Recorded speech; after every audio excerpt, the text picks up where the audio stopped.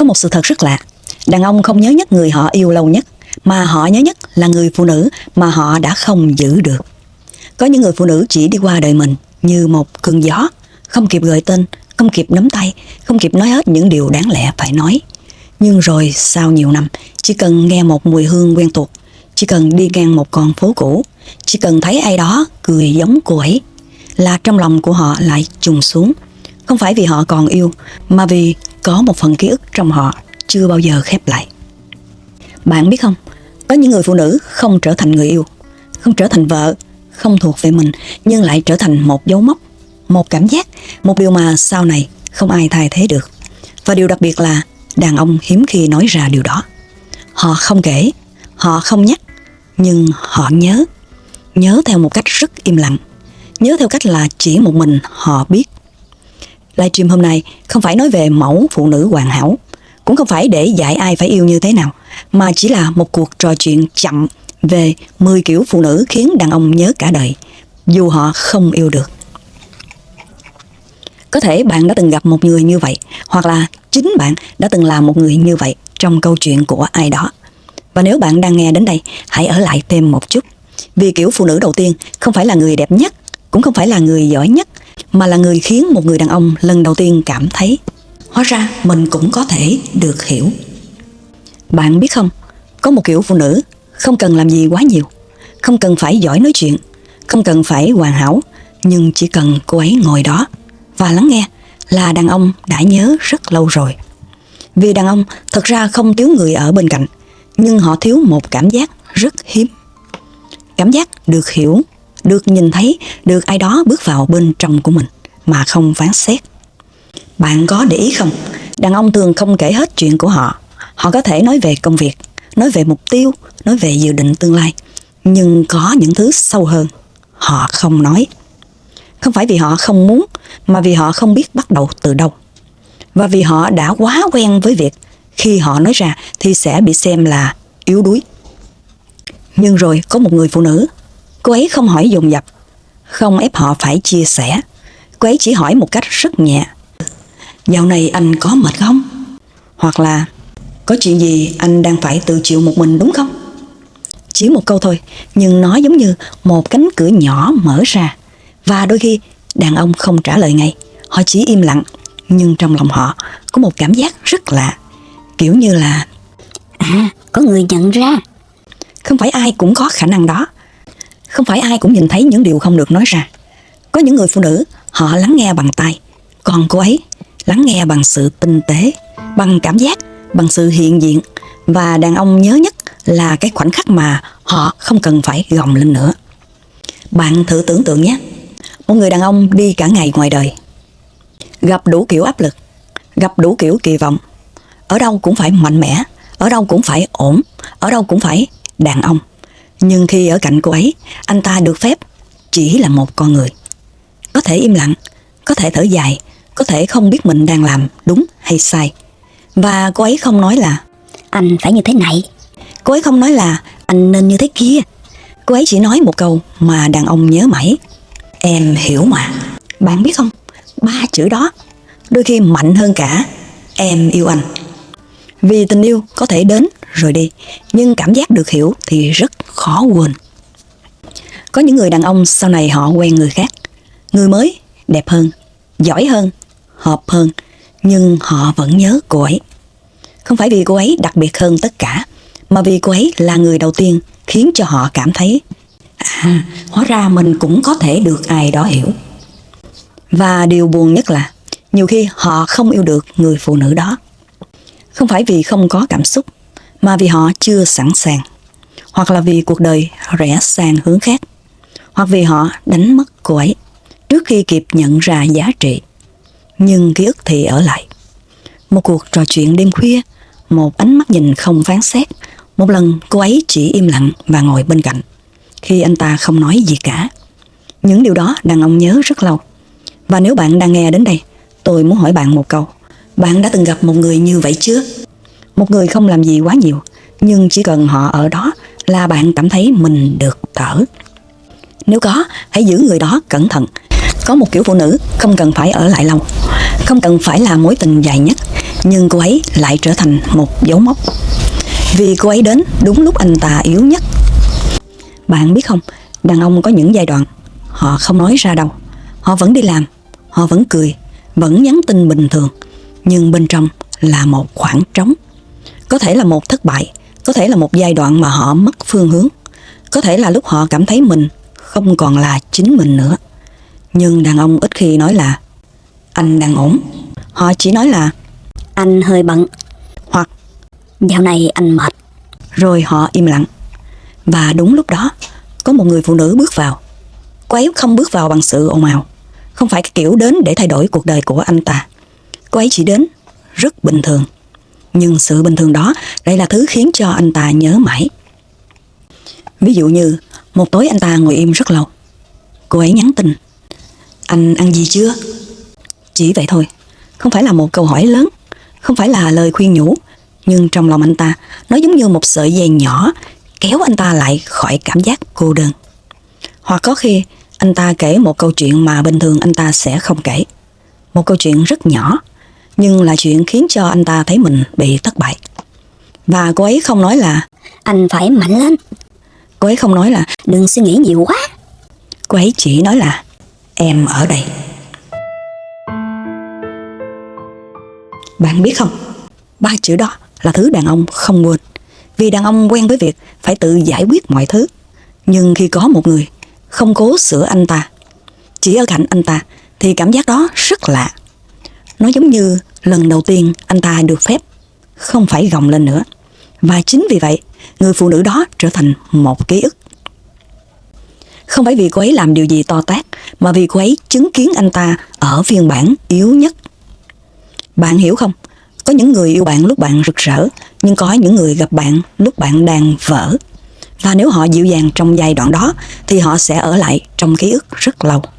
Đàn ông sau này có thể thành công, có thể ổn định, có thể trưởng thành, nhưng họ vẫn nhớ cái thời điểm họ không ổn. Và có một người đã nhìn thấy điều đó. Và điều đáng buồn là nhiều khi họ không yêu được người phụ nữ đó. Vì lúc đó họ chưa đủ tốt, chưa đủ sẵn sàng, chưa đủ khả năng để giữ một ai đó. Có những người phụ nữ đến như một đoạn ánh sáng ngắn, rồi cuộc đời kéo họ đi mất.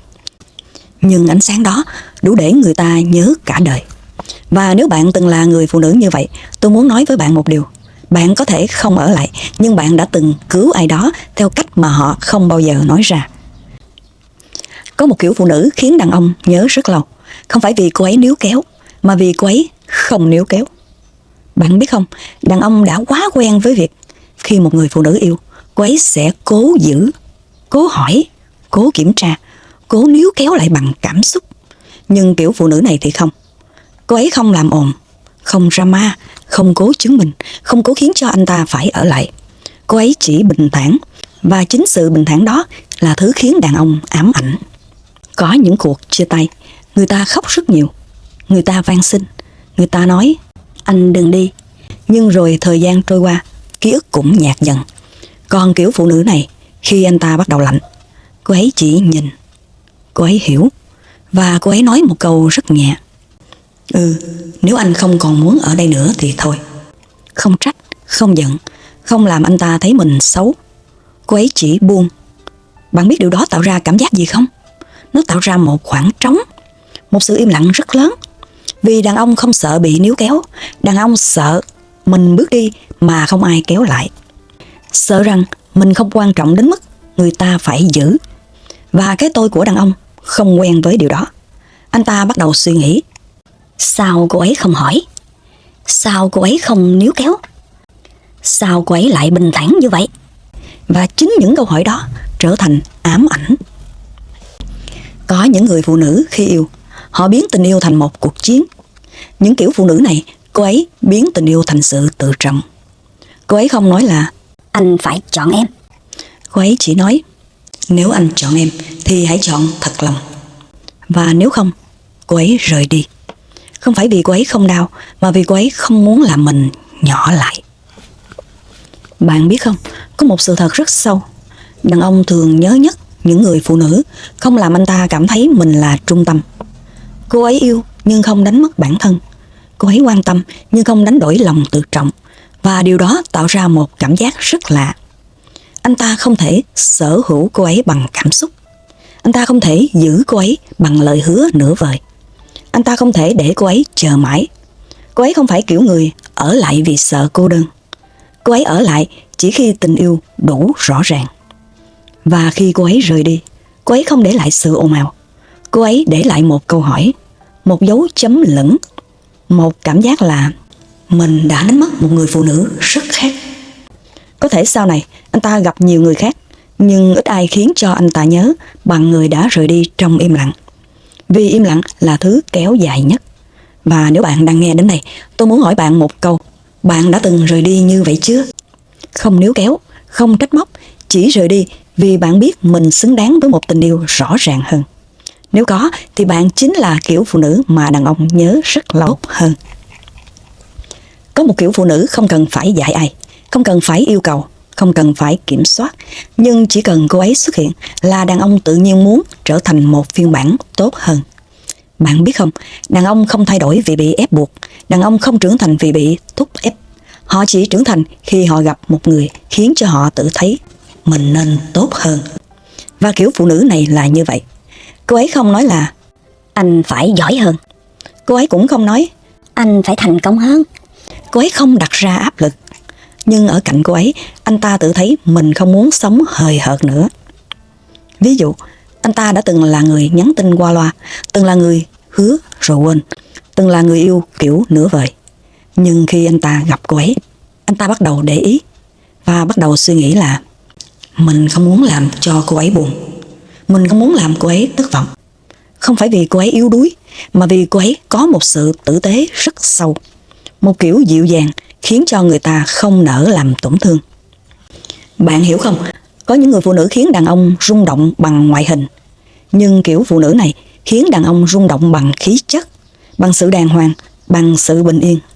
Khi ở cạnh cô ấy, anh ta thấy mình muốn sống chậm lại, muốn thật lòng hơn, muốn nghiêm túc hơn. Và điều đặc biệt là cô ấy không hề đòi hỏi điều đó. Cô ấy chỉ là chính mình. Nhưng chính cái điều là chính mình đó lại là tấm gương, nó khiến đàn ông nhìn lại. Mình đang sống theo kiểu gì vậy? Có thể anh ta đã từng quen với những mối quan hệ dễ dãi, nhanh đến, nhanh đi. Nhưng với cô ấy thì không. Cô ấy không phải kiểu người yêu để lấp đầy nỗi cô đơn. Cô ấy yêu khi nó có ý nghĩa. Và điều đó khiến cho đàn ông cảm thấy mình phải bước lên một bậc. Bạn biết không, đàn ông nhớ nhất không phải là người phụ nữ khiến cho họ vui nhất, mà là người phụ nữ khiến họ tốt hơn. Vì sau này, khi cô ấy rời đi, điều họ nhớ không chỉ là cô ấy, mà là phiên bản của chính họ khi ở cạnh cô ấy. Một phiên bản biết quan tâm, một phiên bản biết trân trọng, một phiên bản có chiều sâu. Và rồi khi mất cô ấy, họ có một cảm giác rất đau. Không phải đau vì chia tay, mà đau vì có lẽ mình đã từng có cơ hội trở thành người tốt hơn, nhưng mình đã đánh mất. Có những người phụ nữ bước qua đời đàn ông như một bài học, nhưng kiểu phụ nữ này bước qua như một sự thức tỉnh. Anh ta bắt đầu suy nghĩ, nếu ngày đó mình trưởng thành hơn, nếu ngày đó mình rõ ràng hơn, nếu ngày đó mình biết giữ. Nhưng muộn rồi, cô ấy không ở đó nữa. Và điều buồn nhất là cô ấy không cần anh ta phải thay đổi. Cô ấy chỉ cần anh ta thật lòng. Nhưng đôi khi đàn ông nhận ra điều đó quá trễ. Và vì vậy họ nhớ cô ấy cả đời. Không phải vì cô ấy là thứ tình yêu duy nhất, mà vì cô ấy là người khiến cho họ hiểu thế nào là một tình yêu xứng đáng. Có một kiểu phụ nữ mà khiến đàn ông nhớ rất lâu. Không phải vì cô ấy làm quá nhiều, mà vì cô ấy không thuộc về ai hoàn toàn. Cô ấy có một thế giới riêng, một cuộc đời riêng, một nhịp sống riêng. Và đàn ông luôn bị ám ảnh bởi những điều mình không thể sở hữu trọn vẹn. Bạn biết không, có những người phụ nữ khi yêu, họ đặt cả cuộc đời vào một người đàn ông. Họ chờ tin nhắn, họ sống theo cảm xúc của đối phương, họ biến tình yêu thành trung tâm. Nhưng kiểu phụ nữ này thì không. Cô ấy yêu, nhưng cô ấy vẫn là cô ấy. Cô ấy có công việc, có đam mê, có những buổi chiều một mình, có những khoảng trời riêng mà không ai bước vào được. Và chính điều đó khiến đàn ông tò mò. Không phải tò mò kiểu trẻ con, mà là một cảm giác sâu hơn. Tại sao mình không phải là toàn bộ thế giới của cô ấy? Bạn hiểu không? đàn ông thường bị thu hút bởi cảm giác chinh phục. Nhưng kiểu phụ nữ này không phải là một cuộc chinh phục dễ dàng. Cô ấy không lạnh lùng, cô ấy không xa cách, nhưng cô ấy không phụ thuộc. Cô ấy không biến tình yêu thành sự bám víu. Cô ấy không cần ai đó để cảm thấy mình đủ đầy.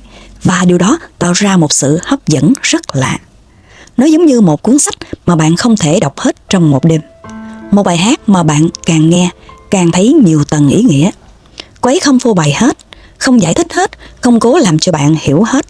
Cô ấy chỉ sống, và đàn ông nhìn vào đó và cảm thấy cô ấy có một đời sống mà mình không kiểm soát được.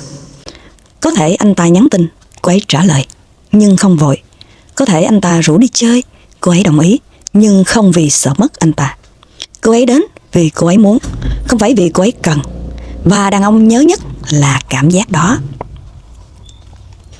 Cảm giác ở cạnh một người phụ nữ mà mình không thể nắm chặt, không thể chắc chắn, không thể định nghĩa.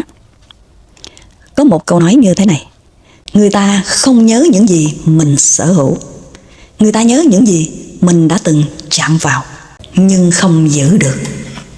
Kiểu phụ nữ này chính là như vậy. Cô ấy không phải là người khiến cho bạn phải đau vì phản bội. Cô ấy khiến bạn đau vì bạn không bao giờ chắc mình đã hiểu hết cô ấy chưa. Bạn không biết cô ấy nghĩ gì khi im lặng. Bạn không biết cô ấy mạnh đến mức nào khi ở một mình. Bạn không biết nếu bạn biến mất, liệu cô ấy có buồn không?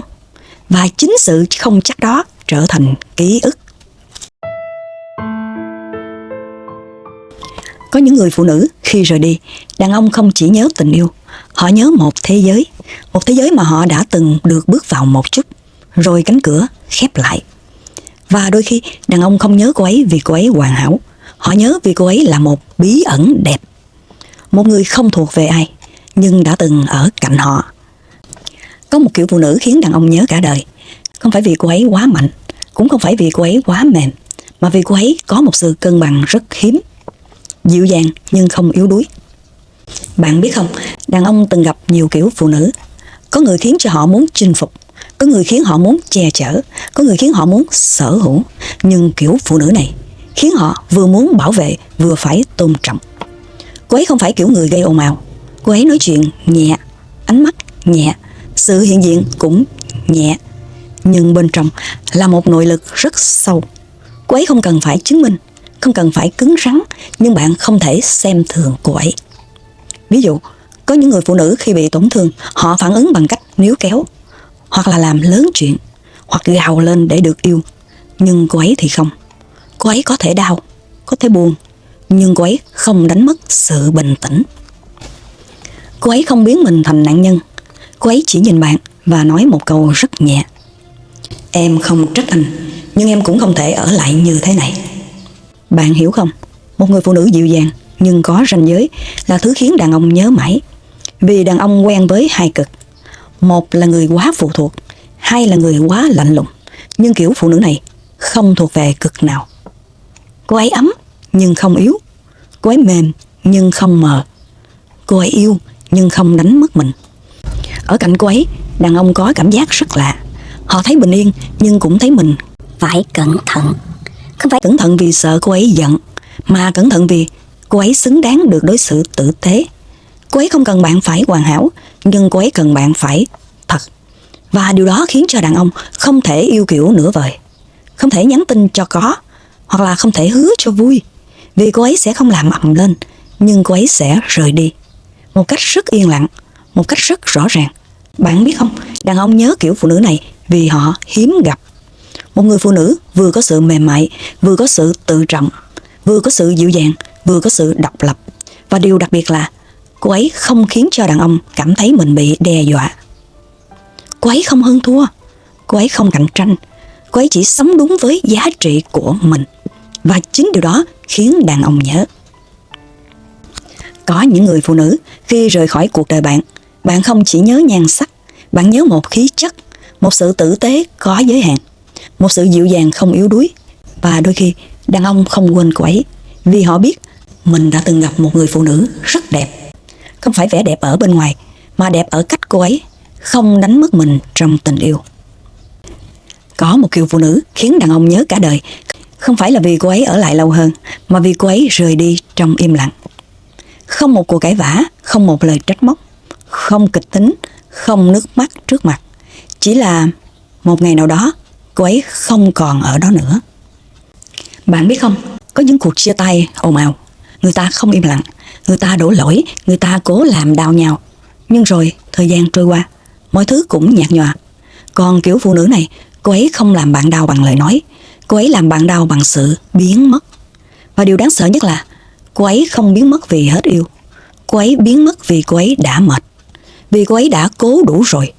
Có thể cô ấy đã từng chờ đợi, đã từng hy vọng, đã từng tự nhủ là chắc rồi anh ấy sẽ khác. Nhưng rồi đến một lúc, cô ấy không nói nữa, không hỏi nữa, không trách móc nữa, không đòi nữa. Cô ấy chỉ im lặng. Và đàn ông thường không nhận ra ngay. Họ nghĩ là Cô ấy hiểu mà, cô ấy sẽ ở đó thôi. Nhưng không, cô ấy không ở đó nữa. Bạn hiểu không, một người phụ nữ khi còn yêu, cô ấy còn nói, còn giận, còn làm ầm ĩ. Nhưng khi cô ấy im lặng, thường là lúc cô ấy đã đi rất xa rồi. Và đàn ông nhớ nhất là cái khoảnh khắc họ nhận ra mọi thứ đã kết thúc mà họ không hề được báo trước. Không có một câu Chúng ta chia tay nhé. không có một cuộc nói chuyện cuối, chỉ là tin nhắn không còn được trả lời như trước nữa, ánh mắt không còn ấm như trước, sự hiện diện không còn nữa. Và cái im lặng đó trở thành một khoảng trống rất lớn. Và đàn ông bắt đầu suy nghĩ, mình đã làm gì sai? Lúc nào cô ấy bắt đầu rời đi? Tại sao cô ấy không nói ra? Nhưng sự thật là cô ấy đã nói rồi, chỉ là lúc đó anh ta không nghe. Có những người phụ nữ họ không rời đi khi bị tổn thương một lần. Họ rời đi khi họ bị tổn thương quá lâu. Và họ rời đi trong im lặng, vì họ không muốn biến mình thành người phải van xin, không muốn biến mình thành người phải giải thích. Họ chỉ rời đi để giữ lại một chút tự trọng cuối cùng. Bạn biết điều gì khiến người đàn ông nhớ nhất không? Không phải là cô ấy đi, mà là cô ấy đi mà không làm cho anh ta ghét được. Cô ấy không chửi, không kể xấu, không làm ầm ĩ. Cô ấy rời đi như một người tử tế. Và chính điều đó khiến đàn ông không thể quên. Vì nếu cô ấy làm ồn, anh ta có thể tự nhủ là cô ấy phiền phức. Nhưng cô ấy im lặng, anh ta chỉ còn lại một câu, có lẽ mình đã đánh mất một người rất tốt. Có những người phụ nữ khi rời khỏi cuộc đời bạn, họ để lại sự nhẹ nhàng. Nhưng chính sự nhẹ nhàng đó lại nặng nhất trong ký ức. Có một kiểu phụ nữ khiến đàn ông nhớ cả đời. Không phải vì cô ấy đẹp nhất, cũng không phải vì cô ấy giỏi nhất, mà vì ở bên cô ấy anh ta được sống thật. Bạn biết không, đàn ông ở ngoài đời thường phải mang rất nhiều lớp vỏ bọc. Họ phải mạnh lên, phải ổn, phải kiểm soát, phải biết mình đang làm gì. Có những ngày họ mệt nhưng vẫn phải nói Anh không sao. Có những lúc họ buồn nhưng vẫn phải cười. Có những điều họ sợ nhưng không thể thừa nhận, vì họ đã quen với việc đàn ông thì không được yếu mềm. Nhưng rồi có một người phụ nữ, khi ở bên cô ấy, anh ta không cần phải gồng nữa. Anh ta có thể im lặng, có thể thở dài, có thể không biết phải nói gì. Và cô ấy không ép, cô ấy không hỏi dồn dập, cô ấy không khiến cho anh ta cảm thấy mình kỳ lạ. Cô ấy chỉ ở đó. Và cái ở đó đó là thứ hiếm nhất. Có những người phụ nữ yêu bạn, nhưng họ yêu phiên bản mạnh mẽ của bạn. Họ yêu sự tự tin của bạn. Họ yêu hình ảnh của bạn. Còn cô ấy yêu cả những khoảng lặng, cả những lúc bạn không hoàn hảo, cả những lúc bạn không biết mình đang đi đâu. Và đàn ông nhớ nhất là cảm giác mình không cần phải diễn nữa. Bạn hiểu không? Có những mối quan hệ khiến cho người ta mệt hơn cả cô đơn. Vì phải luôn đúng, luôn vui vẻ, luôn thú vị, luôn đáng yêu. Nhưng ở bên cô ấy, bạn được phép là một con người bình thường. Có thể ngồi cạnh nhau mà không nói gì. Có thể chỉ uống một ly trà. Có thể chỉ nhìn trời tối và vẫn thấy đủ. Có một kiểu bình yên không đến từ lời nói, nó đến từ sự hiện diện. Và cô ấy là kiểu phụ nữ đó. Đàn ông sau này có thể quen nhiều người, nhưng họ hiếm khi gặp lại cảm giác đó. Cảm giác được thở, được là chính mình, được sống thật. Và điều buồn nhất là nhiều khi họ đánh mất cô ấy, không phải vì hết yêu, mà vì họ không nhận ra mình đang có một điều rất quý. Có những người phụ nữ họ không khiến bạn phấn khích, họ khiến bạn bình yên. Và đàn ông trẻ thường không hiểu giá trị của sự bình yên. Họ tưởng bình yên là nhạt nhẽo, họ tưởng bình yên là thiếu cảm xúc. Nhưng rồi nhiều năm sau, khi cuộc đời đủ mỏi mệt, thì họ mới hiểu ra Bình yên là thứ hiếm nhất. Và họ nhớ cô ấy, nhớ một người đã từng cho họ cảm giác được sống thật. Có thể cô ấy không phải là tình yêu cuối cùng, nhưng cô ấy là nơi mà họ từng được là chính mình nhất. Có một kiểu phụ nữ khiến đàn ông nhớ cả đời, không phải vì cô ấy rời đi để làm cho anh ta đau, mà vì cô ấy rời đi khi anh ta chưa kịp trưởng thành. Bạn biết không, có những người phụ nữ không phải là người đến để ở lại. Họ đến như một bài kiểm tra, một cơ hội, một cánh cửa, và đàn ông đã không bước qua kịp. Cô ấy không cao sang, không phải là kiểu không với tới được vì giàu hay nổi tiếng, mà là cô ấy có một sự rõ ràng, một tiêu chuẩn, một lòng tự trọng. Cô ấy biết mình muốn gì, và cô ấy không ở lại với những thứ nửa vời. Đàn ông gặp cô ấy thường có một cảm giác rất lạ, vừa yêu vừa sợ. Yêu vì cô ấy khiến cho họ rung động thật sự. Sợ vì họ biết mình chưa đủ tốt, chưa đủ ổn định, chưa đủ nghiêm túc, chưa đủ trưởng thành để giữ một người như vậy. Có thể lúc đó anh ta còn trẻ, còn ham vui, còn nghĩ Tình yêu là thứ có thể để sau. còn nghĩ là Cô ấy sẽ chờ. Nhưng cô ấy không chờ. Không phải vì cô ấy lạnh, mà vì cô ấy hiểu mình không thể đặt cuộc đời mình vào một người chưa sẵn sàng. Cô ấy không đòi hỏi quá nhiều. Cô ấy chỉ cần một điều, sự rõ ràng, sự thật lòng. Nhưng đàn ông lúc đó chưa cho được. Anh ta vẫn nhắn tin kiểu nửa chừng, vẫn yêu kiểu lưng chừng, vẫn hứa kiểu cho qua. Và cô ấy nhìn thấy hết. Cô ấy không làm ầm, cô ấy không trách móc, cô ấy chỉ rời đi. Bạn hiểu không? Có những người phụ nữ không rời đi vì hết yêu. Họ rời đi vì họ không muốn yêu trong sự thiếu tôn trọng. Và đàn ông nhớ nhất là sau này khi họ đã trưởng thành, khi họ đã ổn định, khi họ đã biết cách yêu thật, thì người phụ nữ đó không còn ở đó nữa. Và cái đau nhất là họ biết mình đã từng có cơ hội. Có thể đó là người phụ nữ đã từng tin anh ta, đã từng nhìn anh ta bằng ánh mắt rất dịu dàng, đã từng ở cạnh anh ta khi anh ta chưa có gì. Nhưng anh ta đã không giữ. Không phải vì anh ta không yêu, mà vì anh ta yêu khi còn chưa biết yêu. Có một kiểu tiếc nuối không phải tiếc vì mất người, mà tiếc vì mình đã từng là một phiên bản chưa đủ tốt trong mắt người yêu mình nhất. Và kiểu phụ nữ này trở thành một ký ức rất sâu. Không phải ký ức của một cuộc tình, mà là ký ức của một bài học, một dấu mốc, một câu hỏi là Nếu ngày đó mình trưởng thành hơn thì sao? Nhưng cuộc đời không có nếu. Cô ấy đã đi, và anh ta mang theo ký ức đó rất lâu. Có một kiểu phụ nữ khiến đàn ông nhớ cả đời. Không phải vì cô ấy làm cho họ đau nhất, mà vì cô ấy trở thành một ký ức đẹp. Bạn biết không, có những người mình nhớ không phải vì còn yêu, mà vì họ đã gắn với một đoạn đời mà trái tim mình đã từng rất thật. Kiểu phụ nữ này không nhất thiết là người hoàn hảo. Cô ấy cũng có cái sai. Cô ấy cũng có những lúc yếu lòng. Cô ấy cũng có những điều chưa kịp nói hết. Nhưng điều đặc biệt là khi nghĩ về cô ấy, người ta không nghĩ về sự tổn thương. Người ta nghĩ về một điều gì đó rất mềm, rất nhẹ, rất trong. Có thể đó là một buổi chiều mà khi hai người ngồi cạnh nhau, không cần nói gì nhiều, chỉ có gió, chỉ có ánh mắt, chỉ có một cảm giác là lúc đó mình đã từng hạnh phúc. Có những người phụ nữ không ở lại trong cuộc đời bạn, nhưng họ ở lại trong ký ức như một đoạn nhạc cũ. Bạn không nghe mỗi ngày, nhưng khi nó vang lên, bạn vẫn thấy tim mình trùng xuống. Kiểu phụ nữ này không khiến bạn ám ảnh vì tiếc nuối. Cô ấy khiến cho bạn nhớ vì cô ấy từng là một phần rất đẹp, một phần mà bạn không muốn phủ nhận. Có thể sau này khi bạn yêu người khác, bạn sống cuộc đời khác, nhưng trong sâu thẳm, bạn vẫn biết đã từng có một người khiến bạn tin vào cảm xúc, tin vào sự dịu dàng, tin vào một điều gì đó rất thật. Và đôi khi đàn ông nhớ nhất không phải là người họ không quên được, mà là người họ không muốn quên. Vì nếu quên cô ấy thì cũng giống như quên mất một phiên bản trong trẻo của chính mình. Có những mối tình không đi đến đâu cả, nhưng nó không vô nghĩa, nó chỉ trở thành một ký ức đẹp, một đoạn đời mà bạn mang theo như một điều lặng lẽ. Không phải để quay lại, chỉ để nhớ rằng mình đã từng cảm thấy như thế. Và đó là 10 kiểu phụ nữ khiến đàn ông nhớ cả đời, dù họ không yêu được. Không phải là vì những người phụ nữ đó hoàn hảo, mà vì họ để lại một cảm giác, một dấu mốc, một khoảng lặng, một bài học, một phiên bản của chính người đàn ông đó mà sau này không gặp lại nữa. Nếu bạn đang nghe đến đây, tôi muốn hỏi bạn một câu cuối. Trong cuộc đời bạn đã từng có một người như vậy chưa? Một người không ở lại nhưng bạn vẫn nhớ theo một cách rất im lặng. Nếu có, hãy để lại một dấu chấm dưới phần bình luận. Không cần kể, chỉ cần biết rằng có những ký ức không cần nói ra vẫn đủ sâu. Cảm ơn bạn vì đã ở lại đến tận phút này. Chúc bạn một đêm bình yên.